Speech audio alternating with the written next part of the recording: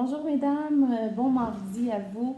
Je suis vraiment contente de vous revoir aujourd'hui et je suis toujours en compagnie de la belle Pamela qui est psychologue et qui a étudié à l'UQO, donc l'Université du Québec en Outaouais. Et aujourd'hui, on vous parle de l'anxiété. Donc, premièrement, on peut mélanger deux termes qui se ressemblent beaucoup, la peur et l'anxiété. Donc, qu'est-ce qui serait la différence entre les deux termes? Donc, la peur, c'est souvent une émotion qui est primaire. Puis, je donne tout le temps cet exemple-là de si on est en face d'un ours, ben, on va tous réagir avec une certaine adrénaline, vouloir envie de courir ou de fuir l'ours. Donc, ça, on va le caractériser plus par le mot peur, parce qu'il y a vraiment un danger réel en face de nous. Il y a vraiment un danger qui nous indique qu'il faut qu'on fasse de quoi, il faut qu'on sauve la vie. C'est ça.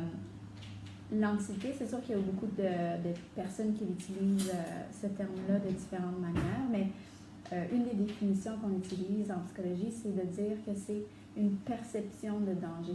Il n'y a pas nécessairement un danger en face de soi, mais on perçoit un danger. Donc, disons, je fais une présentation orale, puis mon corps va réagir de la même façon que si je faisais face à un ours. Donc, l'adrénaline va être plus là, mon cœur va battre, mes mains vont devenir moites.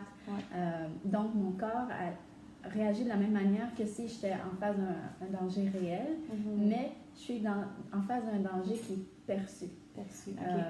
Puis, dans ce cas-ci, c'est la peur du jugement des autres, par exemple.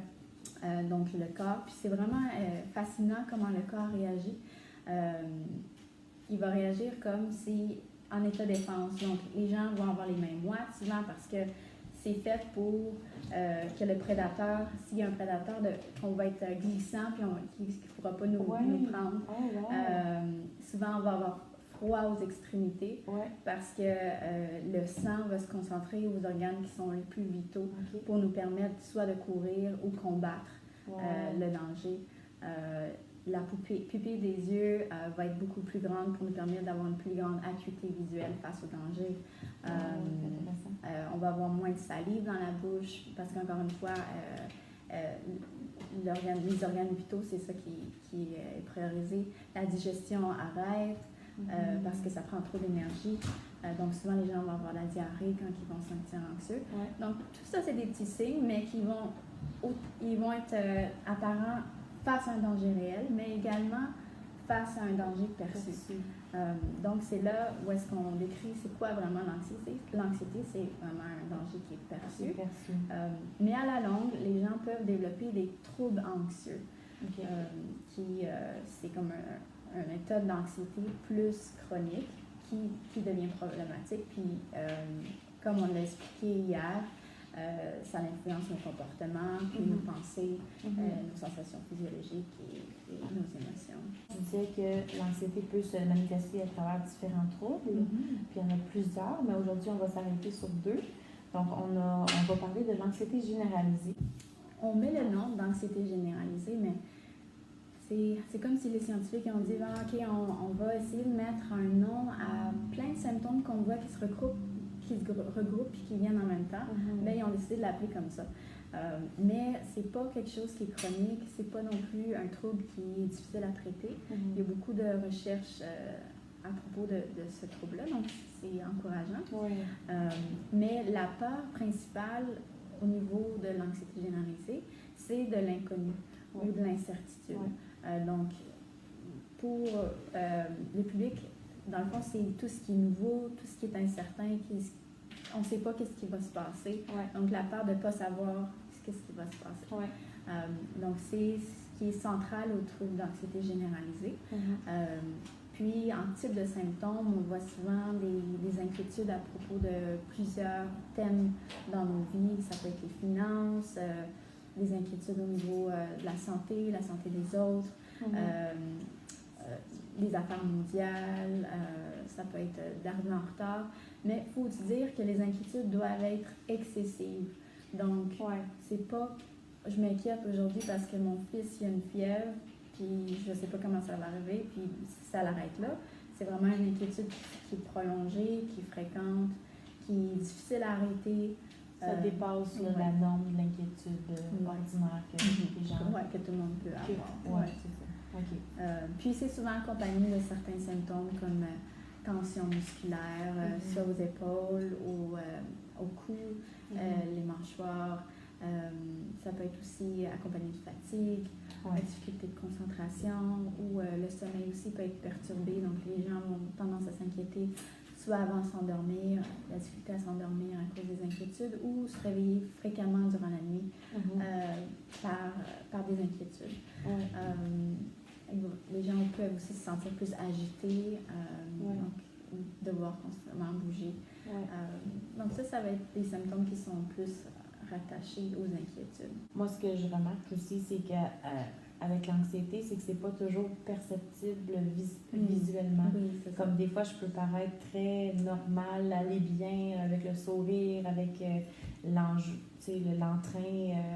naturel. Puis dans le fond, c'est tout à l'intérieur que ça se passe. Puis c'est très difficile parce que tu veux pas non plus que tout le monde soit comme en tristesse ou qu'ils vivent ta lourdeur à l'intérieur. Donc, tu veux essayer d'être le plus naturel que possible, mais ça se passe beaucoup à l'intérieur. Donc, c'est bon, justement, de pouvoir avoir une façon de l'extérioriser, d'en parler avec quelqu'un, un thérapeute, entre autres, là, ou quelqu'un de la famille ou des amis qui comprennent bien la situation. Ça va être beaucoup. Puis je pense que c'est important de dire que c'est pas quelque chose qui est chronique, parce que les gens, quand ils vont trouver anxieux, c'est à vie. Mais souvent, on peut avoir des phases qui sont plus difficiles, des saisons plus difficiles, mais si on travaille fort, si on veut vraiment changer ou se mettre au défi, mais c'est possible. Là. Que ça change, puis qu'il y ait un trouble qui est là. C'est des bonnes nouvelles. Le prochain trouble que j'aimerais qu'on parle aujourd'hui, c'est un trouble qui affecte beaucoup de gens de nos jours. Ça s'appelle le trouble panique. Est-ce qu'on peut en discuter un peu plus? Donc, comme on avait parlé tout à l'heure, le trouble d'anxiété généralisée, la peur, c'est l'incertitude ou l'inconnu, si on peut dire. Dans le cas du trouble panique, c'est la peur des symptômes physiologiques. Donc, les gens vont développer une plus grande... comme ils vont être très à l'affût de ce qui se passe dans leur corps. Donc, une modification au niveau du rythme cardiaque ou... souvent le rythme cardiaque, c'est le plus fréquent, la peur d'avoir soit une crise cardiaque, soit de perdre le contrôle, ou de s'évanouir. Donc, c'est une peur des symptômes physiologiques. Puis les gens vont souvent commencer à avoir des symptômes comme hyperventilation, difficulté à respirer, rythme cardiaque, la salive, sudation, ils vont suer, ils vont avoir des frissons. Mais encore une fois, c'est le corps qui réagit à une fausse alarme, une perception de danger qui n'est pas vraiment là.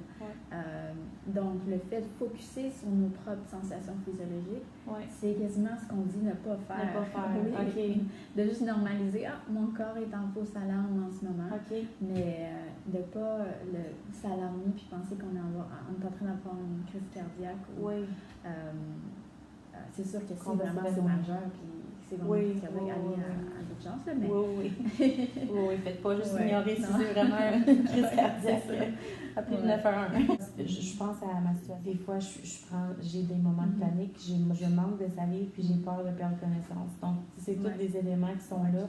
Puis, dans le fond, ce que tu dis, c'est de ne pas penser à ça, mais de... Qu'est-ce que tu dirais dans ta tête? Dans le fond, je dirais tout simplement, c'est mon corps qui est en fausse alarme en ce moment.